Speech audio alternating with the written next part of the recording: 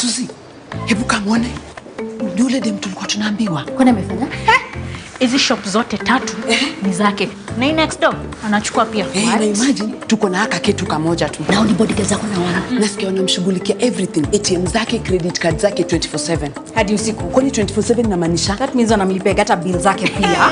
KRA, NHIF, UEFA. Nafanywa zote akiwa ametulia tu hivi. Kitu kingine nasikia ni eti so secure. Kwani kuna bank yake, si vitu kama hizi utakatoa nenda kwa bank. Nasikia hiyo katu hivi.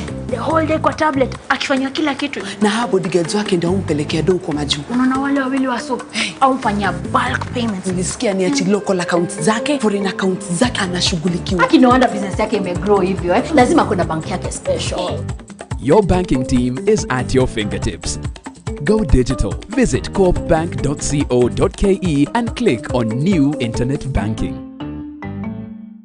Kilimo Chapa, kipindi kinachokuelimisha, kukujuza na kukupa mwanga katika kilimo. Kipindi kilichorahisishwa hatua baada ya hatua kwenye safari ya kilimo na biashara. Nia yetu ni kukupa ujuzi kwa njia ya vitendo, haswa kwenye maeneo ya ufugaji, upanzi wa mimea, magonjwa, magugu na hata wadudu. Tunakupa fursa ya kufahamu kilimo kwa kina. Ungana nasi kila siku ya Ijumaa saa 12 jioni katika Kilimo Chapa, makala yako kwenye runinga uipendayo, Maisha TV.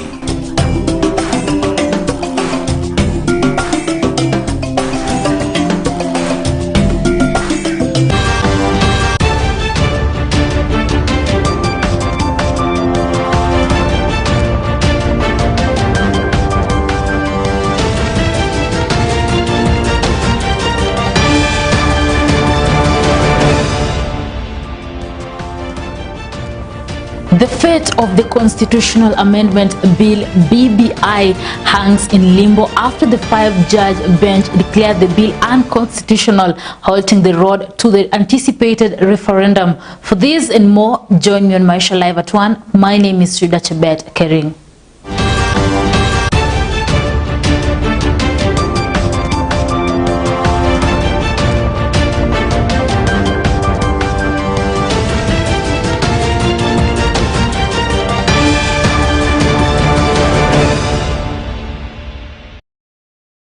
Welcome on board. Leaders across the political divide have reacted to the High Court's ruling on the nullification of the Building Bridges Initiative BBI process. A 5-judge bench declared the BBI referendum process unlawful, saying the initiative violated the Constitution of Kenya. The proponents of the proposed constitutional amendments in the Building Bridges Initiative BBI suffered a major blow yesterday after a landmark High Court ruling that declared the document unconstitutional. In the ruling delivered by a 5-judge bench, the BBI process was declared illegitimate and a violation of the Constitution.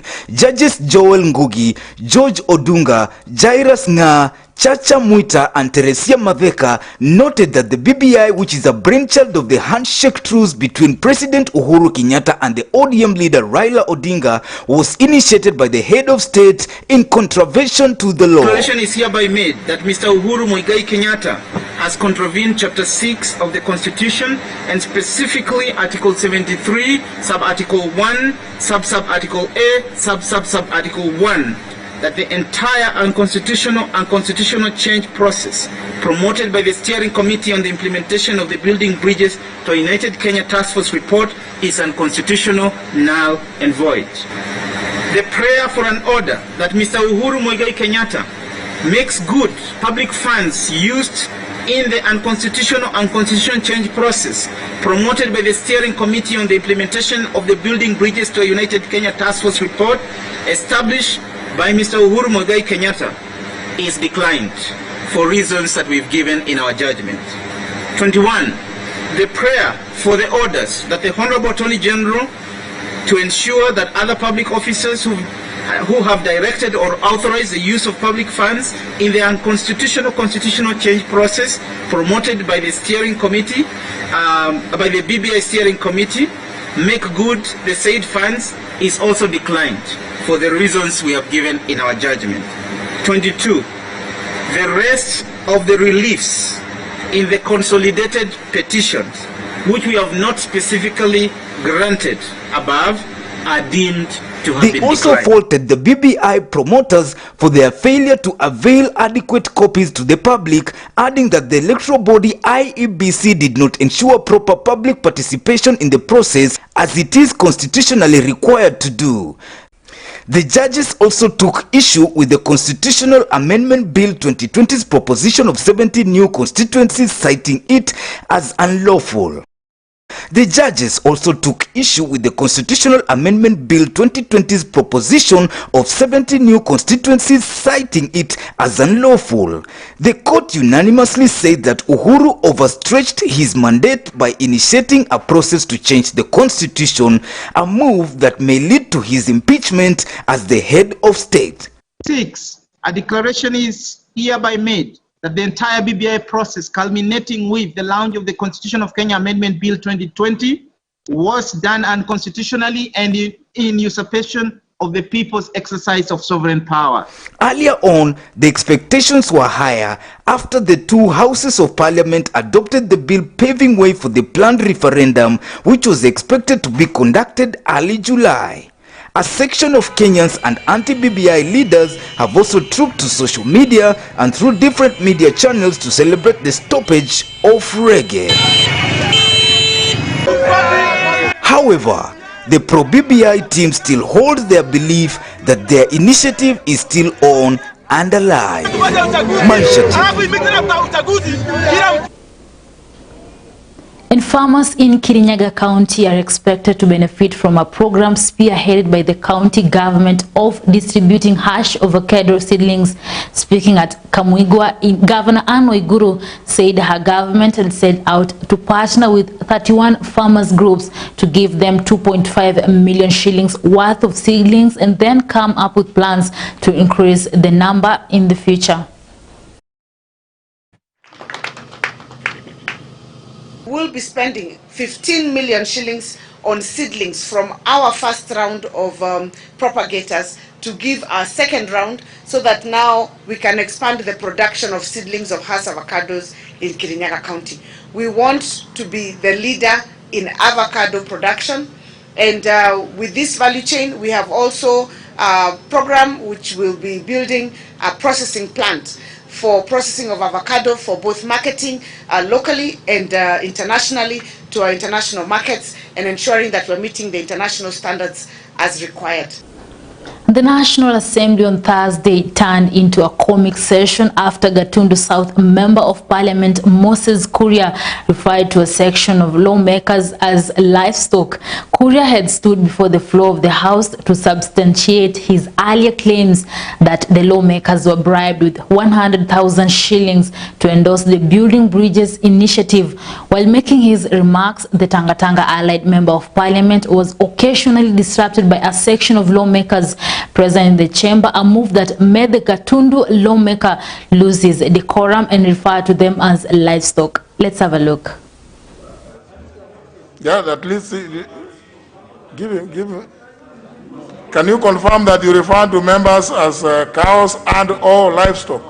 Mr. Speaker, it is on record in this House that some people have referred to themselves as cows. Honorable Moses Kuria, I'm only granting back their request. Honorable Moses Kuria, did you or did you not?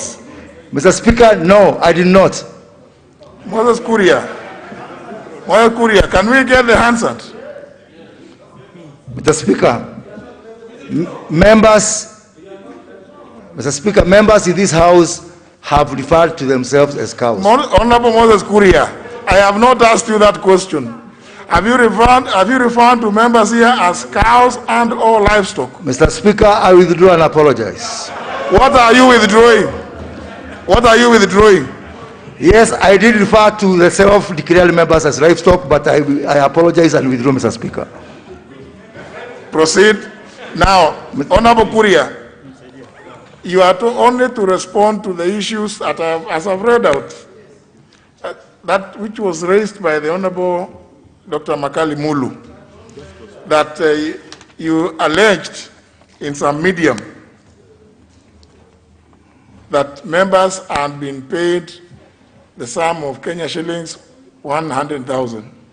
Mr. Speaker, I will proceed to respond to that particular claim and state that, one, whereas I believe that this House cannot be dragged into things that happen in social media, all the same, in deference to this House and to the seat that you occupy, Mr. Speaker, I do want to state that it is a fact that on numerous occasions, members, including myself, and I think it's a weighty matter, Mr. Speaker.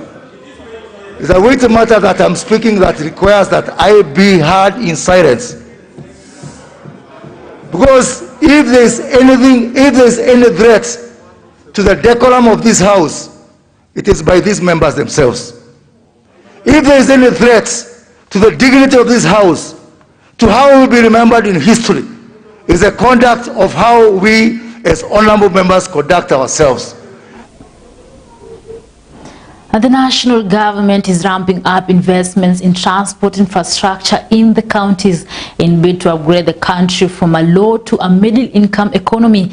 The government spokesperson Cyrus Oguna says the government is expanding the road network across the country as well as constructing air and dry ports in the effort to lower the usually high transportation cost for farmers in high agricultural productive areas.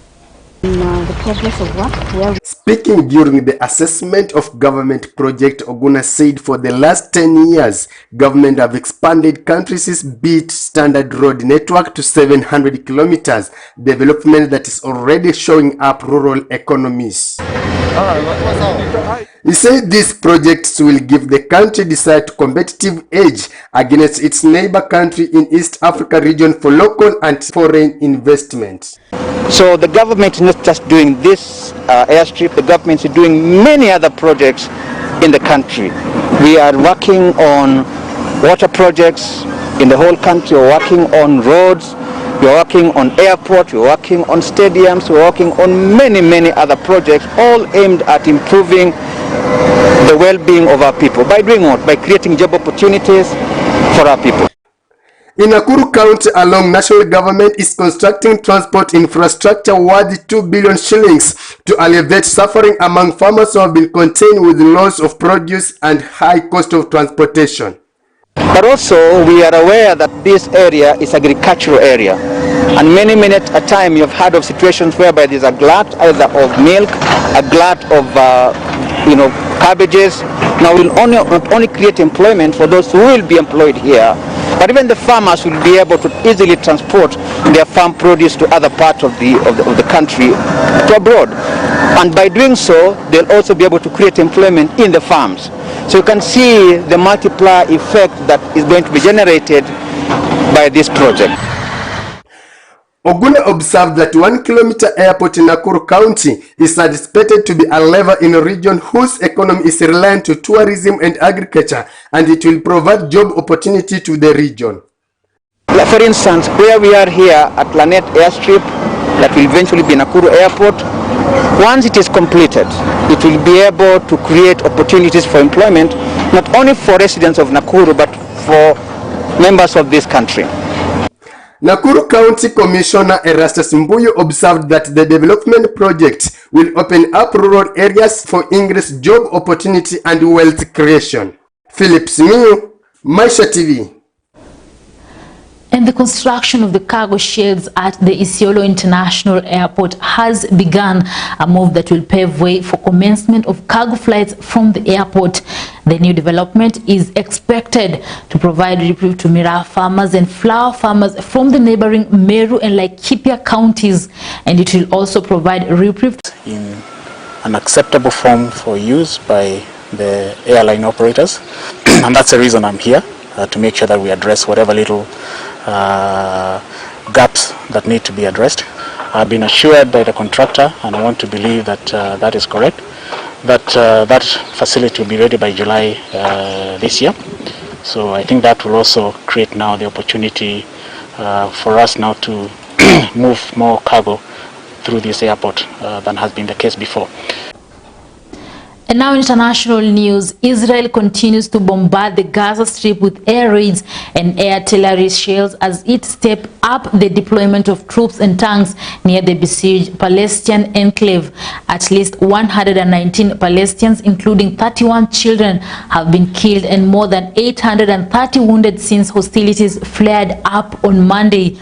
Hundreds of Palestinian families have taken shelter in UN-run schools in northern Gaza to escape Israeli artillery fire. Despite the international calls for an immediate halt of all the hostilities, including from the United Nations Chief Antonio Guterres, Israel Prime Minister Benjamin Netanyahu pledged the offensive will continue as needed to restore calm in the state of Israel. Hamas fired another barrage of rockets toward Israel, hitting the city of Ashkelon in the early hours of today, leaving at least 6 Israelis and 1 Indian national dead. The Israeli army said the hundreds of rockets have been fired from Gaza towards various locations in Israel, and they have added reinforcements near the enclave's eastern lands.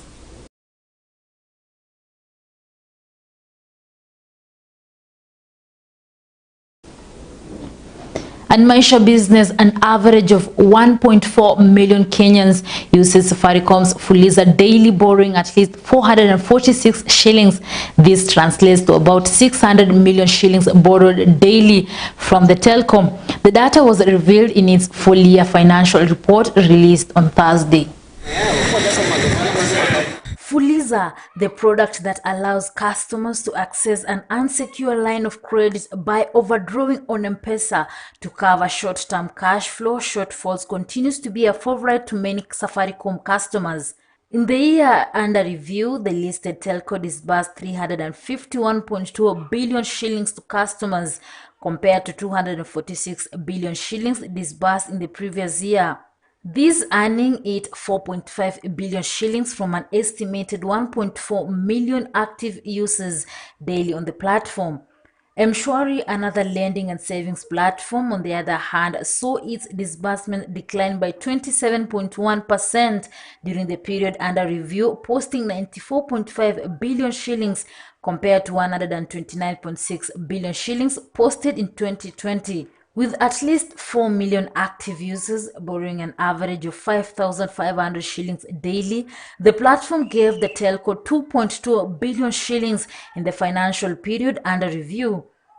In terms of repayments, Fuliza achieved a 98% rate of repayment, while M-Shwari posted a 57% rate. M-Pesa, however, posted a marginal decline, earning it 82.6 billion shillings compared to 84 billion shillings it earned last year. This, according to the CEO Peter Ndegwa, was occasioned by the wave of transaction fee of below 1,000 shillings granted by the firm as part of the country's COVID-19 stimulus package. Perhaps the most impactful was facilitating reduced cash handling through a temporary zero rating of all transactions below 1,000. Over 1.7 billion transactions valued at Kenya shillings 4.4 trillion were zero rated during this period. Maisha TV. And with that, we've come to the end of Maisha Live at 1. My name is Sida Chebet Kering. Enjoy your day.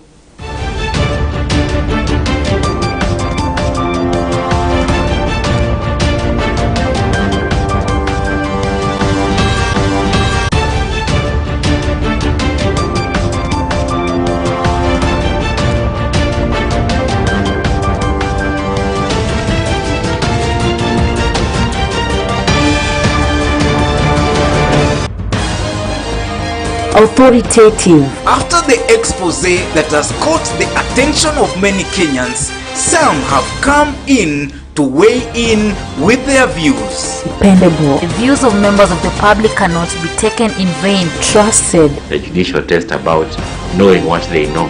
They look at you and they say, this one is like this. And definitely love. Hii ni station imegrow very fast na naipenda sana.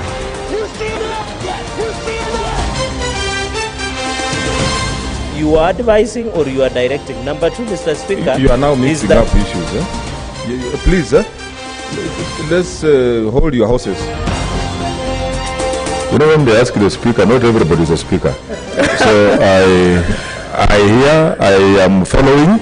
I'll add in 5 minutes. We are here to inform. Kama mwananchi hajachanganyikiwa, anajua tofauti ya MCA na mjumbe, kwani atachanganyikiwa vipi asijue kani ni executive kani ni on record that there is nobody who is above the law.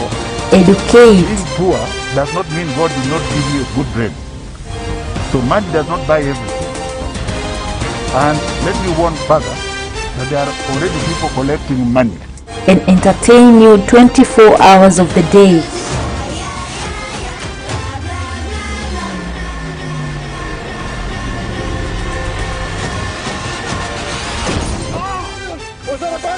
And 7 days of the week. Mombasa is under what we say lock and key. Maisha TV. Choose it, watch it, and love it.